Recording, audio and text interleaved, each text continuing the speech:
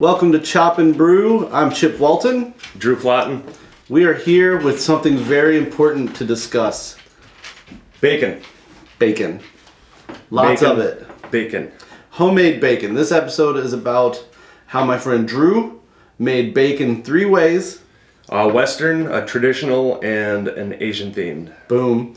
And we're going to walk you through the process. We're going to rap about it. We're going to show you how easy this could be to do at home. We didn't do this in a home environment, but it's easy. It's not that bad. With a reasonable cost, you have access to decent smokers. So, and this is relatively low temp. Yeah, you should be able to get to it at home. Boom. All right. Cheers. Come with us. We're making bacon. Making bacon. Bacon. Go bacon. What?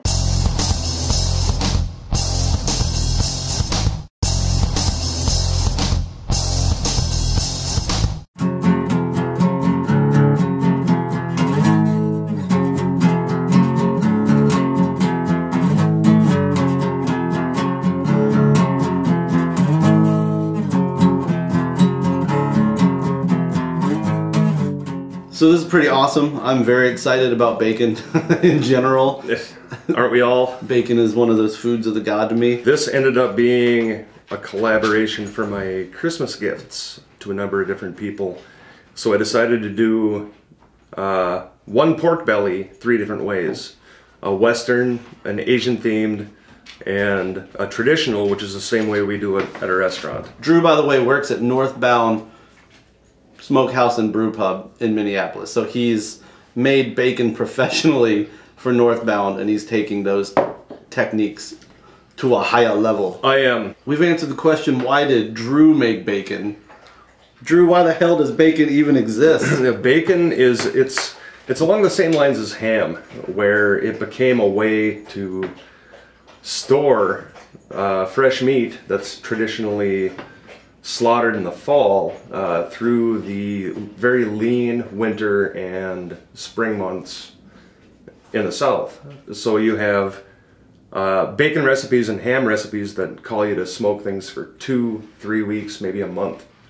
And now it's more of a luxury item. So we can smoke it for a number of hours and get very acceptable results, as opposed to 2 weeks smoking it with whatever wood goes through your chimney. We're talking like people were smoking with fir, with pine. So you're getting a lot of these real rancid flavors back in the day, but that's how they preserved their meat to eat. Okay. So now we're actually doing it to accentuate the beauty of the characteristics of the meat itself. Instead of just as a preservation method, now we can use it as a preparation method. Now we can be bacon snobs. We can be, just like beer snobs. Not just bacon essentialists. Okay.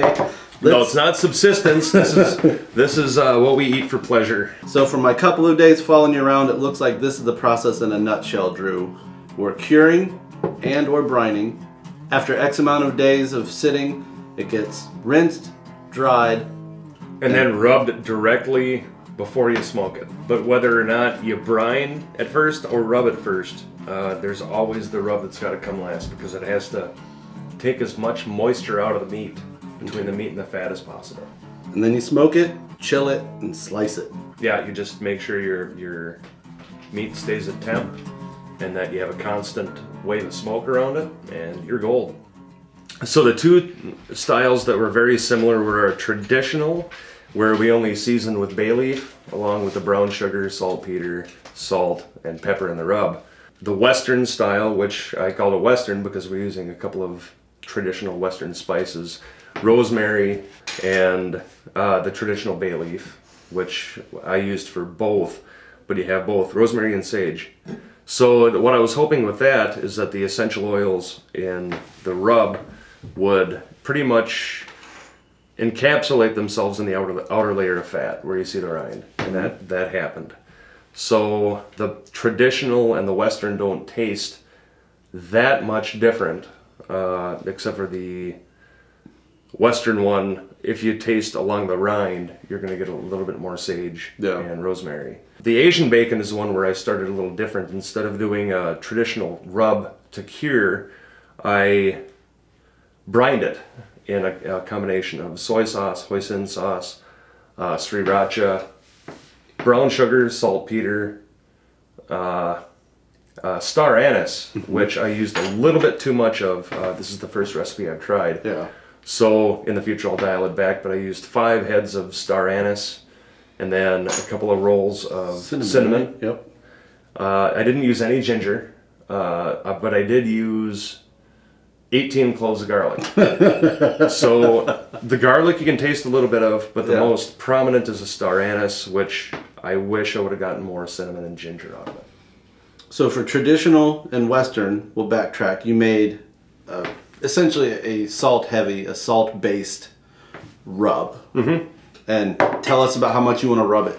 You want to rub it a lot. You want to make sure that you rub it at least. The slices of pork belly I was using were about 7 pounds a piece. Mm-hmm.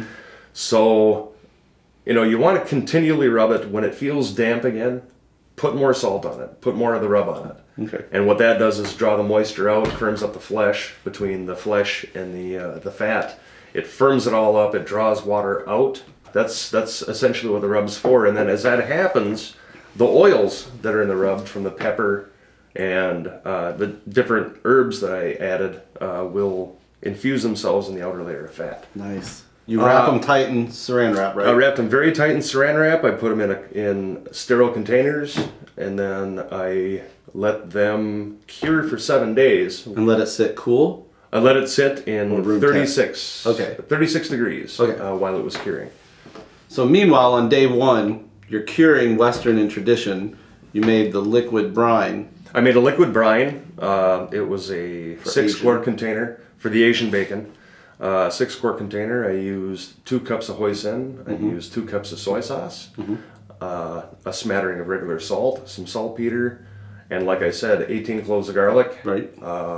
And 5 star anise heads. 2 big rolls of natural cinnamon. So that in the future would be augmented if I were to do it again, but this was a real blind. Okay.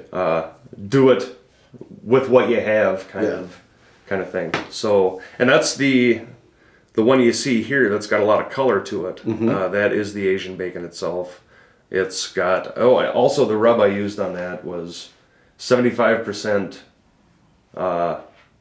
chopped dried peppers. Oh yeah. So well, yeah, let's talk about that. So that sat for 3 days in liquid. It did. 3 days. You pulled it out and rinsed it. I pulled out and rinsed it. Why did you rinse it? I rinse it just to get anything on the outside off. Okay. You want a real clean base, which is why I let it dry for about an hour, so that when I apply the rub, it's going to stick and not run off. And then I rub it. I rubbed it with a very traditional rub. It was 1 part ground black pepper, 1 pound mixture of plain sugar and brown sugar, and then regular salt and a little bit of saltpeter. So that was a very traditional rub for that. I just wanted to kind of bring out the flavor in the meat with whatever had gotten in there from the brine. Right. So you're talking about 2 flavor infusions. Yep. So we're on day 3. The brine one is now rubbed and getting wrapped in saran wrap. And I let that cure for another 4 days. Okay. Along with the other bacon. So at this point, the bacons have caught up with each other. They have. Okay. Yep. So they sit happily in a pretty cold temperature till day 7. Day 7. Day 7 was a busy day. Day 7, what I like to do is, it was a very busy day. So what I did, I pulled the pork out relatively early and then rinsed it off. You want to rinse off as much pepper and prior spices as possible. That way the rub that you put on before you smoke it adheres and can flavor the fat and the meat as much as possible. What I did is I took the 3 pieces out. I rinsed them all. I left them on a drying rack for I think an hour and a half, 2 hours. And they finally got to the point where they were room temperature. They were kind of, I don't want to say sticky to the touch, but if you touched them, it didn't feel wet. A little tacky. Yep. Yeah. So then at that point, I did a regular brown sugar rub for both the traditional and the Western. I didn't add anything different between the 2 for the final rub. So it was just brown sugar, just a smattering of salt, a little bit of black pepper. The Asian one, I used, ratio-wise, I used 3 parts crushed dried peppers to 1 part brown sugar. So it was just brown sugar and peppers that went on that last one. And you can tell, I mean, the rind on these is, well, you can see you got chunks of pepper, you got pepper seeds, and a lot of brown sugar.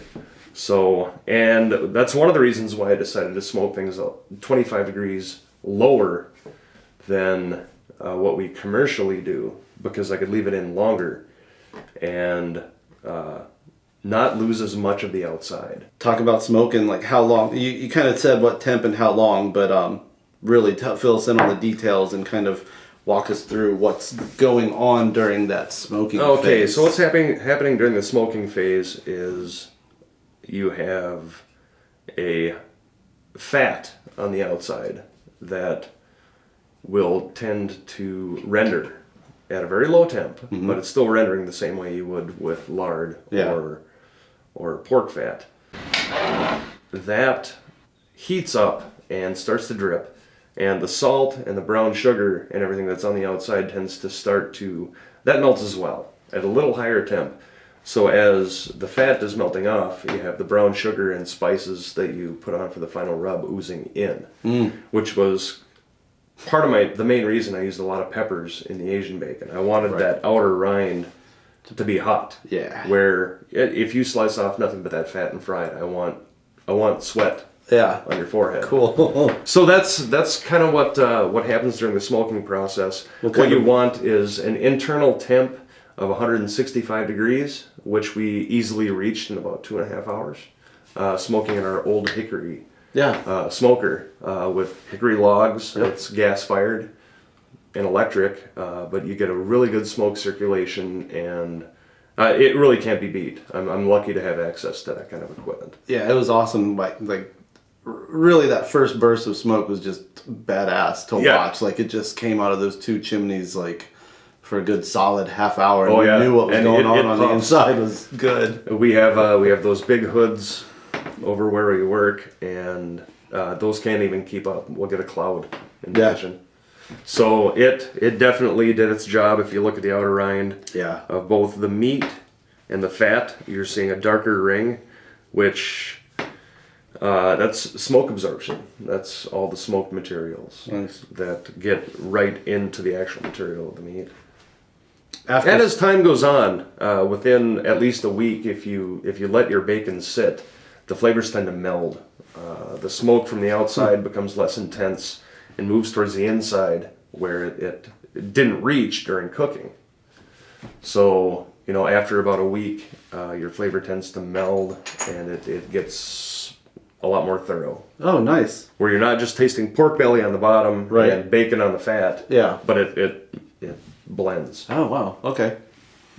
And then you cool it, right? You don't go straight to slicing this. You shouldn't. We've had to, and you end up with big, spidery cuts of meat because the connective tissue hasn't had time to cool, and that cuts at a different rate than both the fat and the meat at that temp.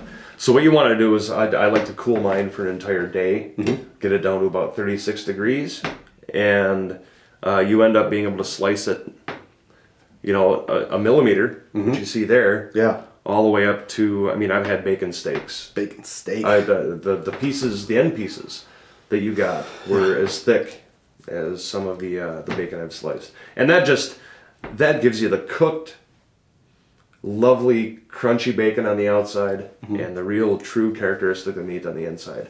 It gives you a nice dichotomy of cooking methods, because you have this nice crusty outside and the inside is just buttery. If you don't have access to a commercial kitchen slicer, just good knife, really a very good knife and a good hand. This is my carving knife here. It's a good all-purpose knife, but I use that when I don't cut my bacon at work. Before we go cook some bacon, man, is there anything else you can think of that would help people trying to do this at home? And just keep an eye on the temp. Keep an eye on the internal temp of the actual smoker. You don't want your meat, commercially we smoke it at 225. This bacon itself was smoked just a hair over 200. So, just make sure your temperature's right. You don't want to actually make a pork roast You want to make, oh, Rosie. I got me a girlfriend. You do. Rose! Come on, girl. Off. So that's what you can do. Just keep an eye on the temp. And what I would recommend is starting small, doing 1 pound batches, 3 different ways, and seeing what you do. I mean, if you're a foodie, you're going to know what spices can go where and when. So I'm not going to bore you with that. Yeah. But there are a number of ways you could do it. I guess that kind of goes to what I was going to say. Are there any tips on the front side in the brining and or curing that you learned either from your professional work or from this experiment? I did. That you can help us not repeat? Well, if I were to brine again for the Asian style bacon, Yeah. I would do it for probably 1 or 2 days Okay. instead of 3. And I would dial back the star anise, and I would add probably a ½ pound of freshly ground ginger root, and then I would up the garlic and dial back in the star anise a little bit. Probably instead of 5 heads, I would use 2. Is it to say the flavors you really want in the bacon should go into the brine? I mean, well, brine, or rather into the cure. That's the flavor you want, as opposed to that rub that goes on for the smoking. Like, that's how you're going to get stuff deep Sure. into that meat, right? Is the It is. 7-day. It is. That's Or the plus long cured. period of time where Okay. the meat's losing moisture and taking in moisture Yeah. through the curing process. Okay. The very end rub is kind of like what you want for the finish. I would equate it a little bit to the The late additions? no, the flavor and aroma additions Yeah. for hops, Yeah. where that's something that you're going to want. I mean, you're going to be able to smell it when you open the package or pop open the beer, but the actual flavor itself, the bittering, is what happens very early on. And I think that's kind of a key, is that the longer spices and herbs are in something that's heated up, Yeah. the same way you'd boil a beer, they will diminish. Like the fresher flavors will diminish. So you'd want something really strong like star anise, ginger, garlic, and cinnamon for the really early on additions. And then the later additions, you know, I'd like to try an Asian rub with cilantro, actual like fresh cilantro. Well, I'm out of beer and I'm hungry for some bacon, so we should get to the kitchen and get a little bit of both going on. Let's get some cast iron bacon going. Okay, so we have 2 slices of the Western and 2 slices of the Asian, and I'm showing you the difference between how I sliced them. The Western are sliced a lot thinner. Those are about 1 to 1.5 millimeters. The Asian bacon, these are a couple of slab styles that I did, are about 3 or 4. We're gonna flash cook these, and then these will stay in the pan a little bit longer. A real quick cooking method. The pan's already hot. Stab it. Kind of turns on its own. You can never turn it too often. The hotter the heat with thinner pieces like this, the more you turn them, the more you can gauge how the cooking's going. No matter what, bacon is going to be red due to the saltpeter in it. As the temperature in the meat rises, you're going to see some curling. With this bacon being so thin, it's just about done. I don't like my bacon crispy, so what I'm going to do is transfer it to a paper towel. A couple of real thick slices, the Asian style that I did. You can see the pepper on the rind and throughout the fat. So these are thicker. You want to start with a very hot pan. And being thicker, they're not going to curl the way the thinner slices do when you cook them. We're going to turn them very quickly.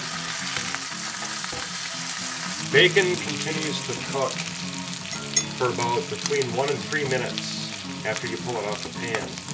So you definitely want to pull it out just before you consider it's done.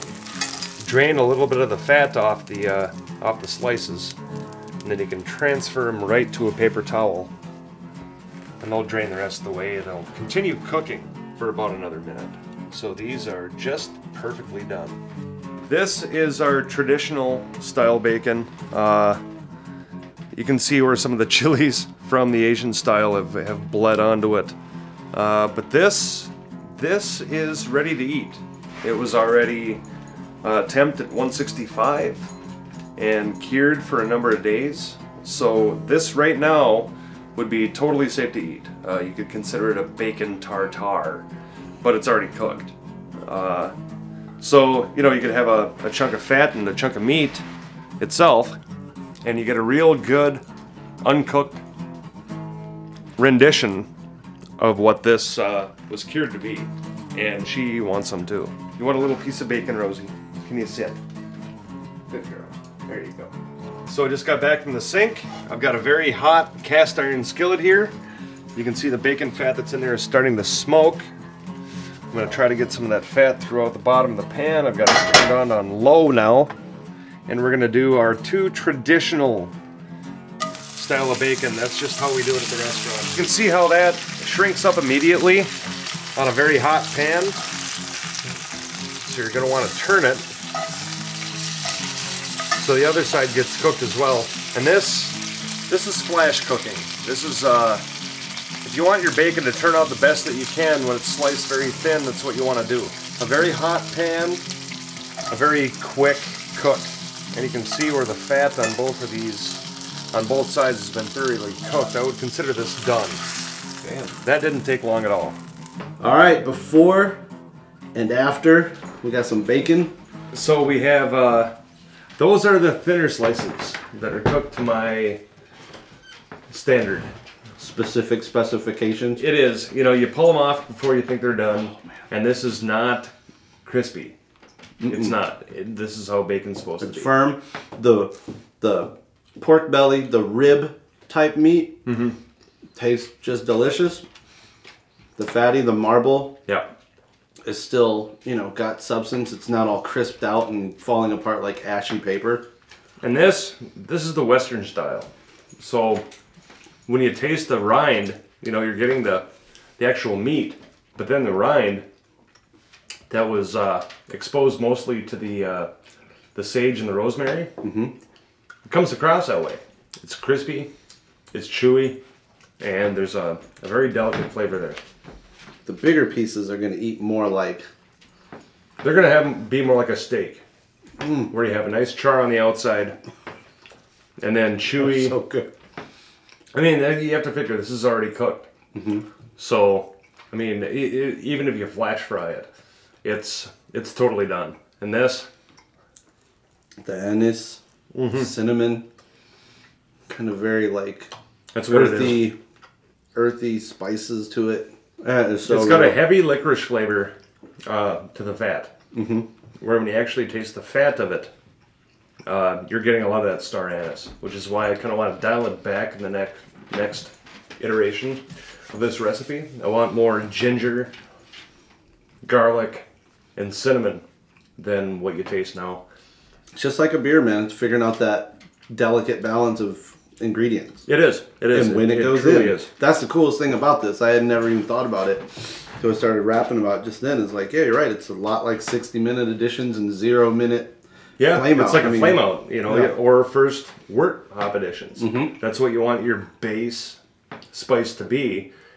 And that's what we did with star anise here in the brine.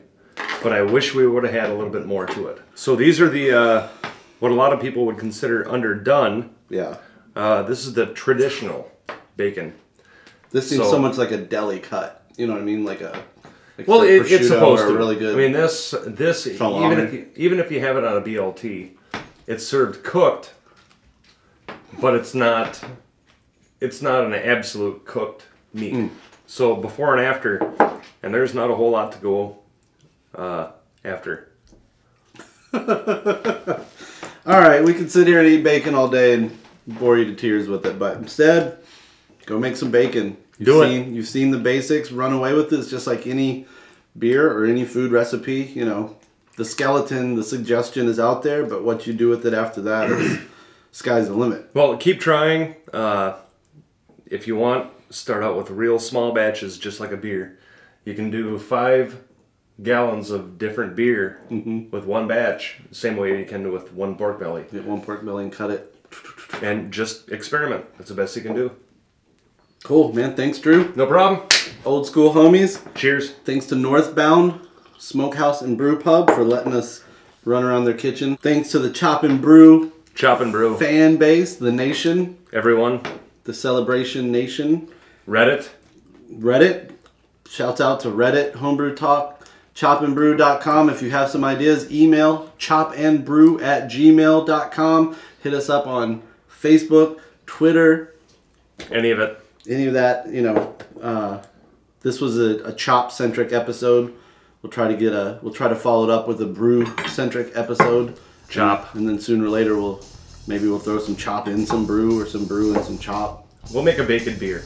Cheers. All right, cheers, man. Chop for chop. Brew for brew. Do you like that slogan? Bonzer. I like it. Chop for chop, brew for brew. Yeah. Kind of like pound for pound, ounce for ounce. I don't know. That's right.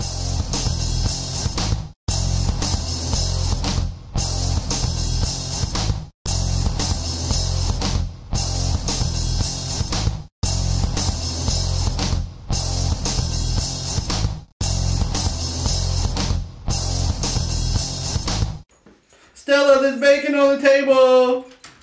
Hey, girl. They're not going to knock the camera over, are they? No. Okay. No, they're pretty delicate.